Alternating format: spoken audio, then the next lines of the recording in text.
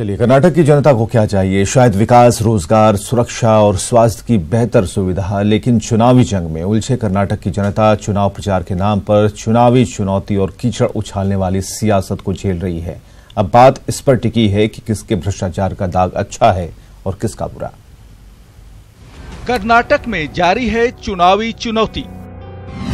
BJP पर कांग्रेस का video वार।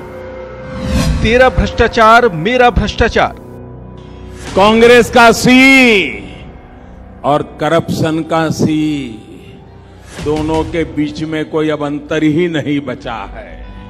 आप कब 5 मिनट के लिए भाजपाई भ्रष्टाचार पर बोलेंगे? कर्नाटक की चुनावी तारीख के नजदीक आते ही चुनावी जंग अब सियासी चुनौती देने और एक दूसरे पर कीचड़ उछालने तक सिमट गया है। विकास और रोजगार का मुद्दा गौण है और चुनौतियों का वक्त तय हो रहा है। रियलिटी शो की तरह दोनों ही सियासी पार्टियां कभी 15 मिनट की चुनौती पर चर्चा कर रही हैं, तो कभी 5 मिनट वाली चुनौती पर। भ्रष्टाचार को लेकर दोनों बड़ी पार्टियों की जंग खतरनाक स्तर तक पहुंच चुकी है। कांग्रेस अध्यक्ष राहुल गांधी ने ट्वीट कर बीजेपी के मोस्ट वांटेड उम्मीदवारों के जरिए पीएम पर निशाना साधा।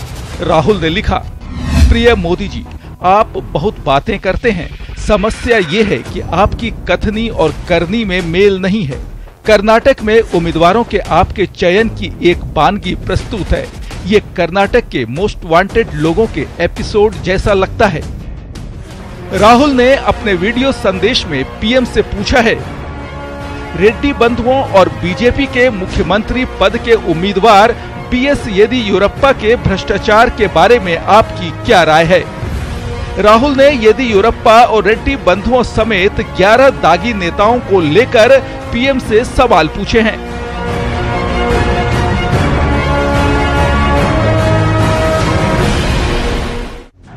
पीएम अपनी रैली में भ्रष्टाचार का जिक्र कर कांग्रेस सरकार को घेर रहे हैं, तो कांग्रेस खनन घोटाले के दागदार रेड्डी बंधुओं को बीजेपी का टिकट मिलने को मुद्दा बना रही है।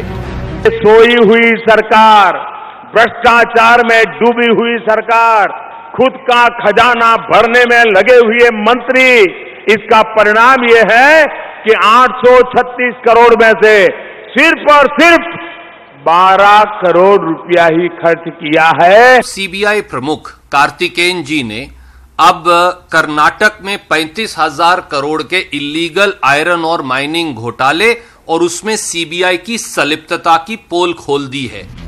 भ्रष्टाचार के बाद एक दूसरे को झूठा साबित करने की भी होड़ लगी है। देखिए इसकी एक बानगी। कांग्रेस में हर कोई झूठ बोलता है, रोज नया झूठ बोलते हैं। इसका पर्दाफाश करना चाहता हूं। उनसे ये कहते हैं बड़ी विनम्रता से कि 5 मिनट तो येडी रेड्डी गैंग पर बोलकर दिखाएं, कुछ देर तो कर्नाटक में सच्चाई के साथ समय बिताएं।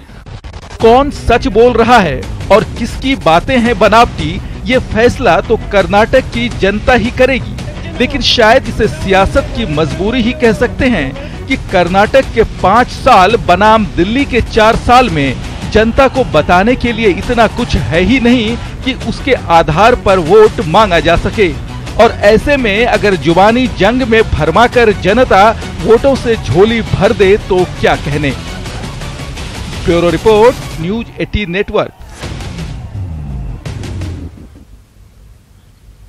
अलीगढ़ मुस्लिम यूनिवर्सिटी में बंटवारे के विलेन जिन्ना की तस्वीर पर सियासत जारी है। सबसे बड़ा सवाल है कि जिन्ना जंग कब तक?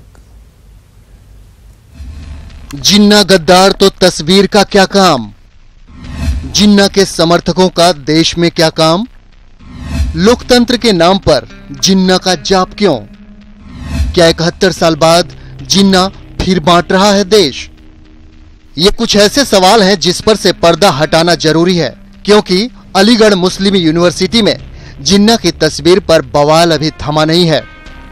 इस वक्त मैं मौजूद हूं अलीगढ़ मुस्लिम यूनिवर्सिटी के उस गेट के पास जिसे बाबे सैयद गेट कहा जाता है, और सारा झगड़ा यहीं पर शुरू हुआ था, क्योंकि यहीं पर पुतले फूके गए, यहीं पर नारेबाजी की गई। इस वक्त आप देख सकते हैं जबरदस्त सिक्योरिटी है यहाँ पर, और जो यूनिवर्सिटी कैंपस की है उसकी सुरक्षा में लगे लोग यहाँ पर मौजूद हैं। यूनिवर्सिटी कैंपस छावनी में तब्दील है केंद्रीय मानव संसाधन मंत्री ने दावा किया है कि जल्द ही कैंपस में स्थिति सामान्य हो जाएगी। वहाँ मुझे लगता है कि स्थिति बिल्कुल शांत होगी, कोई मुद्दा नहीं। इस बीच अलीगढ़ से बीजेपी के सांसद सतीश गौतम ने कहा, यूनिवर्सिटी से जिन्ना की तस्वीर हटकर रहेगी। वहीं हिंदू छात्र नेताओं ने विरोध करते हुए जिन्ना की तस्वीर शौचालय में लगा दी। ये तो थी एएमयू की ताजा स्थिति। अब सियासत देख लीजिए कि जिसने इस देश की टुकड़ा की उसके बाद भी मुसलमान को तसल्ली नहीं हुई तो फिर ये देशद्रोही हैं और इसीलिए इसको आतंकवाद का एक नया मोर्चा माननी चाहिए। तो मैं कोई जिन्ना का फैन नहीं हूँ, लेकिन जिन्होंने फोटो लगाई मैं उसकी भी निंदा करता हूँ, लेकिन भारतीय जनता पार्टी भी इसको जिंदा रखना चाहती है इलेक्शन के लिए। कांग्रेस ने जिन्ना के समर्थन से पल्ला झाड़ लिया। वहीं बीजेपी जिन्ना समर्थकों को आतंकवादी मान रही है। फिर सवाल है कि यूनिवर्सिटी में जिन्ना का जाप क्यों हो रहा है। दरअसल एएमयू में जिन्ना की तस्वीर को लेकर अलीगढ़ के बीजेपी सांसद ने 26 अप्रैल को वीसी तारिक मंसूर को पत्र लिखा था, जिसमें पूछा कि बंटवारे के विलेन जिन्ना की तस्वीर यूनिवर्सिटी में लगाने की क्या मजबूरी बनी हुई है। 30 अप्रैल को हिंदू छात्रों ने कैंपस से जिन्ना की तस्वीर हटाने की मांग की। वहीं एएमयू छात्र संघ इस तस्वीर को नहीं हटाने पर अड़ा है। उसके बाद हिंदू युवा वाहिनी के कुछ कार्यकर्ता बुधवार को एएमयू कैंपस में घुस गए। इस दौरान हुए लाठीचार्ज में कई छात्र घायल हो गए, जिसके बाद से ही मामले पर जंग जारी है। Bureau report, news 18 network. Jammu Kashmir में महबूबा सरकार के एक मंत्री के काफिले पर लोगों ने पथराव कर दिया। ये पथराव कठुआ रेप केस में सीबीआई जांच की मांग को लेकर किया गया।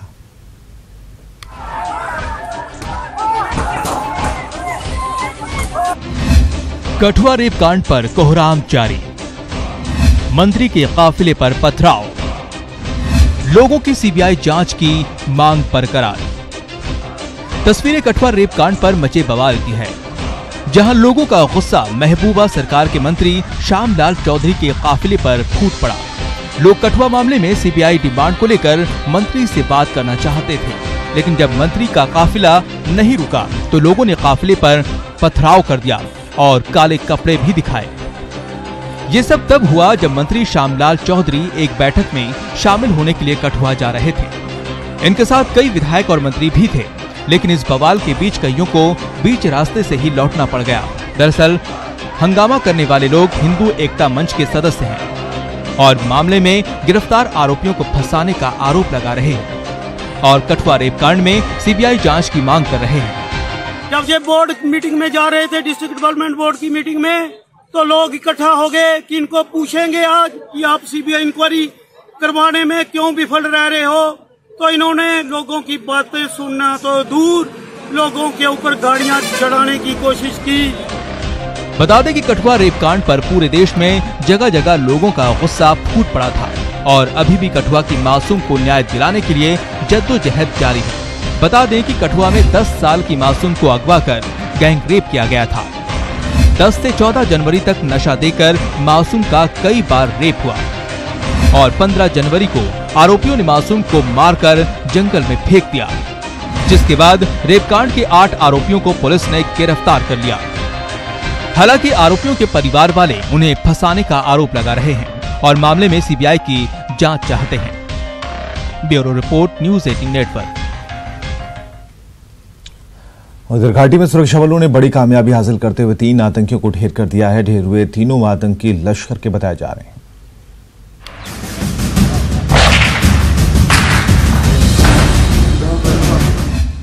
घाटी में सुरक्षा बलों को बड़ी कामयाबी, मार गिराए गए लश्कर के 3 आतंकी। Operation all out continue. जी हां, घाटी में आतंकियों का सफाया करने के लिए ऑपरेशन ऑल आउट जारी है और इसी के तहत सुरक्षा बलों को श्रीनगर में बड़ी कामयाबी हासिल हुई है। यहां छत्ता बल इलाके में लश्कर के 3 आतंकियों को ढेर कर दिया गया। सीआरपीएफ और पुलिस ने एनकाउंटर में 3 आतंकियों को मार गिराया। आतंकियों के पास से भारी मात्रा में गोला बारूद बरामद हुआ है। हालांकि इस ऑपरेशन में सीआरपीएफ के 1 अधिकारी और 2 जवान घायल हो गए। 3 मिलिटेंट मारे गए हैं और कोई कोलेटरल डैमेज जैसे बिल्डिंग या नियर बाई बिल्डिंग कहीं पे कोई डैमेज नहीं है। सीआरपीएफ के 3 ऑफिसर्स जो हैं, एक ऑफिसर और 2 जवान माइनर इंजरीज पे हैं, they are all stable. Operation all out में लगातार आतंकियों का सफाया हो रहा है। इसके बावजूद आतंकियों की नापाक हरकतें जारी हैं। शनिवार को ही बांदीपुरा में लश्कर-ए-तैयबा के आतंकियों ने 2 लोगों को अगवा कर मार डाला और पुलवामा में आतंकियों की गोलीबारी से एक पुलिस अफसर जख्मी हो गया। हालांकि इन सब के बीच सुरक्षा बल के जवान आतंकवाद का कबर तोड़ने में जुटे हैं।